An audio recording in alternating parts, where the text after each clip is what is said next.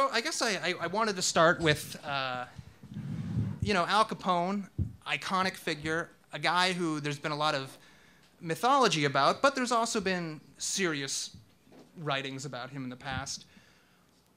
And you go over this a little bit in the acknowledgments and in the sources, but what made you say there's another story to tell about Al Capone? Well, I wasn't really sure if there was. Okay. There's been a lot written about Capone, and I didn't want to write the sixth biography of Al Capone. I guess I did, Yep. sort of. But that wasn't what I counted intended 7, to do. actually. 7? Yeah. It may be. No. But what I felt like was that most of them were bull, that there's just a lot of myth that's been built up over the years. But even then, I still wasn't sure I really wanted to write another book about Capone just to strip away some of the bull that had built up over the years. But so I had this idea. I hadn't really talked about it this way before because it's true, and I don't like to usually tell the true story. But I had this idea of doing a story of Capone and Louis Armstrong together. I wanted to do a book that kind of described both of their careers and their arcs. They both arrived in Chicago at the same time. They both became famous at the same time. And Armstrong was playing a lot of the same clubs that Capone owned. Do we know that they met? Or? We know that they met. Okay. Armstrong called him a nice, pudgy fat boy. But Armstrong wasn't a slight man. No, he was kind of pudgy, too. Yeah, Maybe, yeah. maybe that's why they got along. Right. But, and Armstrong's... Oh, sorry. Yep. Is that better? Yep. Armstrong's manager was also a gangster who ran with Capone at times. So I had this idea of maybe I'd find a way to tell their two stories together, kind of like Devil in the White City told the two stories and put them together even though they really had nothing to do with each other. Mm-hmm. But I kept coming back to I was troubled by the fact they really had nothing to do with each other except for their brief encounters. So in doing the research, I eventually started to give up on the idea of putting them together, but I came across these documents that the federal government didn't even know existed. The federal records, the investigative records, the guy named George E.Q. Johnson, who prosecuted Capone, he was the guy who Elliot Ness reported to, the guy who the IRS was reporting to. He's the guy who led the case, and I found all of his personal records on the Capone investigation. I mean, how did you just come across those? Well, I was researching Johnson. I thought he might be a character in the book if I were to write one. Well, we've got to establish that Elliot Ness did nothing. Elliot Ness did nothing. Everybody thinks Elliot Ness, Untouchables, he's the one that chased down Capone. He was good at kind of hogging the spotlight. Yeah, he loved the media. He was a UFC grad, actually, and the newspaper reporters all thought it was cool that there was a UFC grad working as a cop, a prohibition agent. But Ness really was the kind of guy who didn't like to get his fingernails dirty, and he liked talking to the reporters. So he'd call the reporters before he bashed down the door into a brewery and make sure the photographers were all ready and make sure they'd all capture him from the good side. And he came up with this term, the Untouchables, and he lectured the newspaper reporters. I know that the Untouchables actually refers to a lower caste in India, but we call ourselves that because we can't be bribed. So he played it up to the media, but he really had no impact whatsoever in putting Capone away. If anything, he may have disrupted Capone's cash flow a little bit, but that's it. Mm-hmm. So I knew that Capone had nothing. I knew that Ness had nothing to do with it, and I thought George Johnson might be the hero of the story, even though he was because George Johnson's the attorney, the U.S. attorney, U.S. attorney, Patrick Fitzgerald's job today. Okay, I gotcha. So I thought George Johnson might be one of the main characters in this story, and I began researching his life. I found that his son was still alive.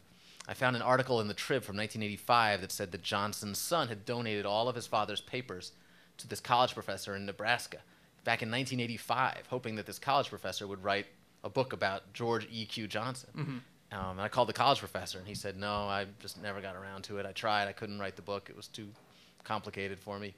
So I drove out to Nebraska and went to this guy's office and started pulling down these files, and it was 8 enormous boxes of legal documents. I mean, as a biographer, that has to be just a moment of absolute glee. Yeah. I mean, what was it like when you find this and you're like, oh my God, yeah. I have found my book? That was it, and usually that process. I mean, I've been a journalist, my whole adult life, and I've written 2 books prior to this one, and usually that comes like way into the process. You're a year or 2 into the project, and then you follow this trail and you uncover these amazing documents. In the case of my Lou Gehrig book, I found Gehrig's deathbed letters, but it took me 2 years to find it, and I'd already committed to writing this book, whether I found them or not. In this case, I found this stuff before I'd even signed a contract to write this book, before I'd even committed to doing the project. So this was huge. This was, the mother lode. Sure. And I knew that I had something nobody had ever seen before. I mean, these were, wiretaps, the government wiretaps of the Capone gang. These were memos from the Attorney General, the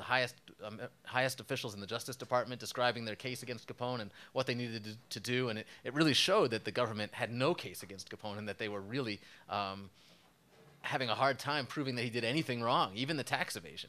So it was let's- amazing. Let's go back to the beginning, because that's where the book begins, with Capone's story. And one of the things that amazed me, which I didn't know, is that when Capone, he started as a very young man, and he became king of the Chicago underworld at 28, basically. Yeah, 26, 27, really. He was already in charge of the Chicago underworld. He turns 21, and this is incredible. I mean, Yeah. I guess the ages were different then anyways, but he turns 21 the day before or after. The day before Prohibition. Can you takes imagine if that effect. happened to you today? Yeah. How pissed would you be? Yeah, but I have a feeling it really didn't bother him. No, that it much. didn't affect him. So how did Capone, in such a short period of time, we're talking 5-6 years, go from pretty much new in Chicago from New York to the king? And why, this is a two-part question, why once he became the king, you're getting people knocked off left and right? How did he escape? Yeah, why didn't they just bust him for one of these many murders? To answer your first question, he was 21. He gets to Chicago. He's working just as a bouncer and a bartender at the Four Deuces, which is 2222 South Wabash. Now it's an empty lot, but it used to be just a dive bar, nothing special. And he's working in the outfit that belongs to Johnny Torrio. And Johnny Torrio is really the guy who has this idea when Prohibition hits that we're going to take over the beer operation. This is this $1 million operation, right? All these breweries all over town are shutting down, or they're just going to try to make root beer to get through these what they assume is forever, right? Prohibition's going to be forever. There's no more beer allowed to be sold in this country anymore.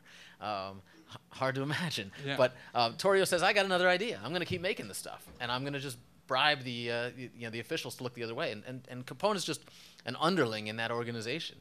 But he's lucky because all the other guys who might have risen to the top get knocked off eventually. And Capone manages to avoid arrest, in part because Torrio is a good protector, and because they bribe everybody, and because they kill before they get killed. And They started the drive-by. They invented the drive-by. Yeah, that's absolutely true. And they were the first to. Chicago was the first to start using machine guns in the crime world. It was invented for the trenches in World War I, but it got there too late. The guy who invented the machine gun intended for it to end World War I. World War I ended just before he could get the machine guns out there. The gangster said, "Okay, we'll take them once we get." And it became called the Chicago Typewriter. The Chicago Typewriter, the Ack-Ack, Yeah. a lot of great nicknames. The Tommy. Okay, so obviously. Capone, So Capone. Torrio decides he's leaving. He's taken off. Torrio gets shot in the face. Oh, right. Uh, Decides he's leaving, gets shot in the face. The book, by the way, it's got this excellent way. You'll be reading about the underworld. You'll be going, and then all of a sudden it will say, it was a clear blue day. And you're like, all right, somebody's about to get whacked. Well, it's yeah, just unbelievable. Several of my friends have complained about that. I That's think the tell. I think That's the it's- tell. I think it's great. If I give you the weather, it means somebody's about to die. I hate to ruin it for you, but it's true. And it's just a habit. I don't know. I didn't. It was unconscious on my part. I think it's great. It preps you. It preps you for the blood and gore. So, but Capone, he never seems to be in any physical danger himself. He's almost never shot at. He has really good luck. When they do shoot at him, they have really bad aim, apparently. How is that possible? I mean, were people out there trying to kill him, or was he that? No, there were a couple people shooting for him. I mean, what happens is Johnny Torrio orders Dean O'Banion murdered. O'Banion's the head of the North Side, and from that moment on, that's 1924, the gangs are at war for the rest of the decade. And Torrio leaves town, and Capone's in charge, and Capone is just better at knocking these guys off before they can knock him off. And I think he's more careful. He's got the armor-plated Cadillac, Which eventually, doesn't that go to FDR? Yeah, FDR actually inherited the armor-plated Cadillac. Very good. And after the assassination attempt, in which Chicago's mayor was murdered, right? Cermak. Well, Anyway, I knew something, and now you're acting. That's another story.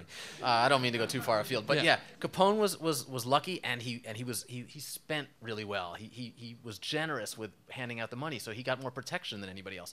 He paid off the cops better than any of the other gangsters. That's why he was able to survive longer, and he made himself this public figure. He makes himself the first and maybe the only star of the underworld. To his detriment sometimes, though. In the end, that was his biggest mistake, I think. He realized that, killing the other gangsters wasn't, he could get away with that. Even failing to pay his taxes, he could have gotten around that. But the feds came down on him mainly because he was embarrassing them by carrying on so much and acting like he was, a movie star. Well, one of the things that's so interesting about Capone, we think of him as just this, a real bad guy. But people back then, for two reasons. One, in some ways, he was this huge criminal, but he did all these things that were in keeping with the way other people in society lived. He had a humble home on the South Side. He talked great about his family and everything like that. In some ways, he seemed like he was a regular guy. He was, yeah, and you have to also remember he was a benefactor. He was giving the people this product they really wanted and that they couldn't get any other way. So there's a lot of sympathy for him because, and the other thing is that he's a self-made man. He's an entrepreneur. It's kind of like, a Horatio Alger story. He's a success at a time when people are really celebrating entrepreneurship in this country. And we talked about how I'm the 45th biographer of Al Capone. His first one, a guy named Fred Paisley in 1930, titled his book Al Capone, A Self-Made Man.